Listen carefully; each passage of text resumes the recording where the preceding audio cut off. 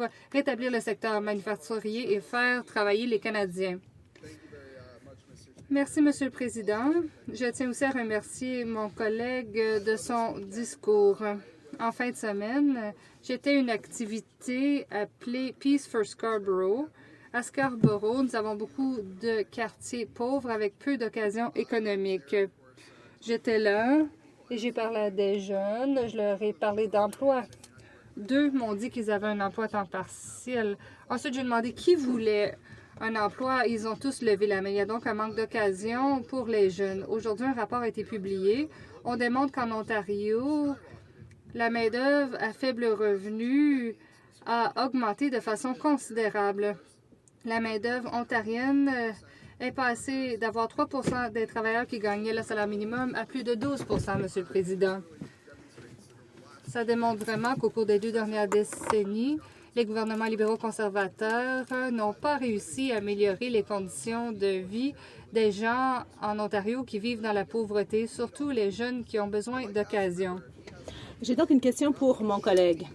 Est-ce qu'il sait ce qui devrait faire partie du budget pour vraiment aider les jeunes Canadiens? Le député de Skinner-Balfour Valley. Monsieur le Président, alors voici les faits. Les conservateurs ont dit ce matin qu'ils ont permis de nous sortir de la dernière récession. Mais vous savez, ce n'est pas vrai. Et ce n'est pas vrai pour les jeunes Canadiens, les jeunes travailleurs. Il y a 250 000 emplois de moins pour les jeunes Canadiens en ce moment par rapport à avant la récession. Et ça, c'est d'après Finance Canada. Il y a des dispositions importantes et nous avons vu que il y a eu des baisses de l'offre d'emploi dans tous les segments de l'économie, mais surtout chez les jeunes. Lorsque les jeunes vont suivre des études à la Polytechnique, à l'université, au collège, eh bien ensuite, qu'est-ce qu'il y a? Ils n'arrivent pas à se trouver un emploi et toute leur carrière prend du recul. Nous l'avons vu dans le projet de loi et c'est un élément important. Il y a beaucoup de stages non rémunérés en ce moment. D'après le Code canadien du travail, les jeunes qui ont besoin d'expérience ne sont pas protégés. Ils ne sont pas protégés contre le harcèlement sexuel, contre des conditions de travail injustes.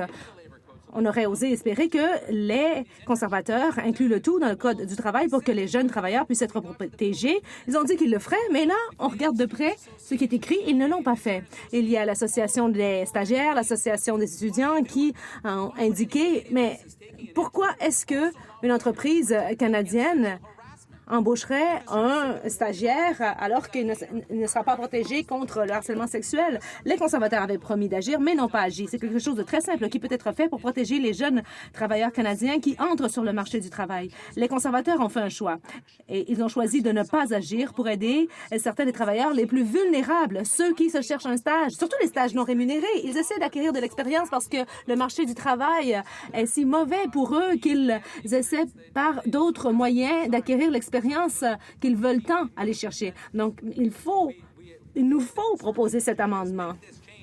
Nous enjoignons les conservateurs d'adopter ce changement pour que ces jeunes travailleurs aient droit à des conditions de travail décentes, qu'il s'agisse du nombre d'heures de travail ou du harcèlement sexuel. Mais les conservateurs ont dit non, encore et encore. C'est honteux. Monsieur le Président, je ne vois pas pour quelles raisons éthiques ou morales les conservateurs n'ont pas agi, mais nous agirons. Merci, Monsieur le Président.